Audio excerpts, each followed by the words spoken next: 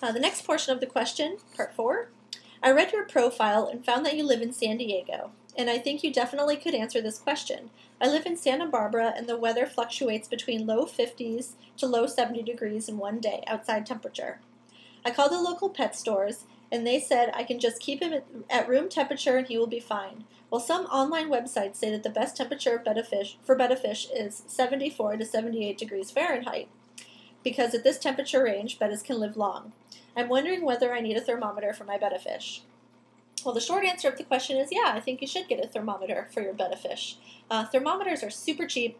You can get a stick-on thermometer for $1, or some other, you can get glass or metal thermometers for a couple of bucks. They're so cheap, there's no reason not to have one, and they're just basic part of fish care.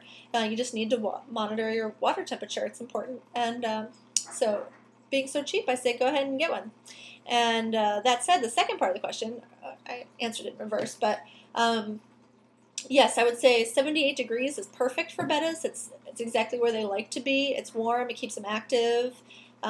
That's what their natural water temperature would normally be about, and so I think that's a good range to shoot for, around 76, 78 degrees Fahrenheit. Yeah, you mentioned living in Southern California, that the weather here is kind of around that temperature, and that's true. It's 78 degrees is pretty common, or the comfortable betta temperature is pretty common here for most of the year, so sometimes we can get away with without a heater, a tank heater, where the rest of the country can't necessarily do that for as long as we can through most of the year. But that said, it can be affected by a lot of factors in your home too, and stability is really the key. I think it's better to keep your tank a little too cool or a little too warm, not right at the perfect temperature, as long as it's stable. I mean, the stability part is the important thing with fish. They don't handle fluctuations well, so it's better to keep it stable, even if the temperature that it is at isn't perfect. But do shoot for something around 78 degrees and shoot for stability. And if you find when you get your thermometer that it's not stable, that it's fluctuating a lot, then you might need to look into getting an aquarium heater for your 3-gallon, just so that you can keep it at a stable temperature. All right, the fifth part of the question and the last part. After reading online, I found that flaring means he's angry because his territories have been invaded. But how about the other kinds of behavior? I had him wag his tails vigorously at times without flaring. Do you know what this sign means? By the way, do you have information on betta fish behavior? This is a really great question, and I don't think I've ever actually had it asked before. Do I have any information on betta fish behavior?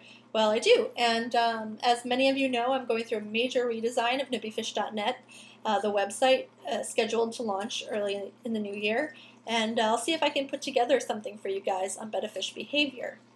But that said, yes, I will discuss a little bit about what he's talking about here. And first, our reader talks about betta flaring, which, yes, is a sign of your fish being territorial, and it's a very normal sign for males.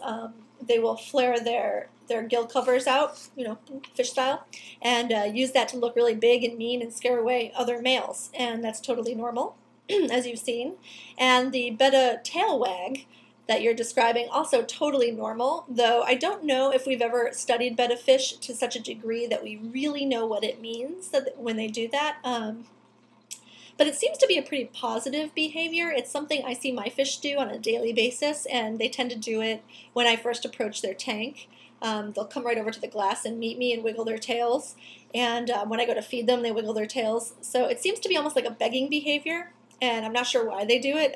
I don't see that it would be something they would necessarily need in the wild, but who knows? We haven't really studied them that in depth to really know what that kind of behavior means. But like I said, it seems to be positive. It seems to be them greeting you or begging for food, and it shows that they're healthy and they have a lot of energy and that they're hungry, and so that's all good things. And so when you see that tail wag, I would see it as a good sign, and I wouldn't worry about it at all.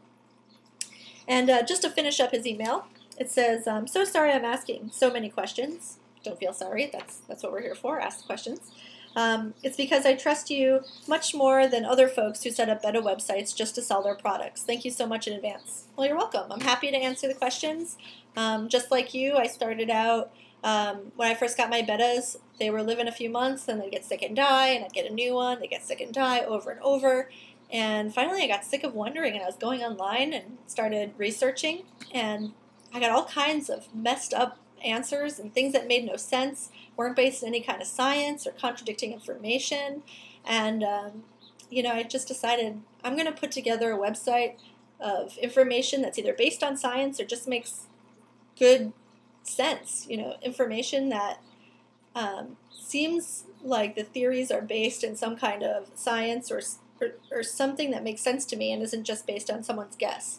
So I put together the website for you guys. Hopefully it'll help you like the collection of information has helped me. Initially it was just a big brain dump, just getting all this information out, everything that I found and learned over the years. And so it was just as much therapeutic journal writing for me as it was creating a Betta website, information site for the masses. So thanks for visiting nippyfish.net and for making the site so popular. I do check the stats all the time, and we're constantly growing, and I love hearing from you guys. Keep emailing. Send us your questions. The email address, if you guys don't know, is betta@nippyfish.net. That's Betta, like singular, BETTA, at nippyfish.net. Go ahead, email your questions in. If you want to provide images of your Betta, I'll go ahead and put them on the blog, and I'll show them to everybody. Try and keep the file sizes down if you can. Sometimes I get so many pictures that it fills up my email box, and then I can't get any more emails. That kind of happens a lot. So keep your files small. That'd be great.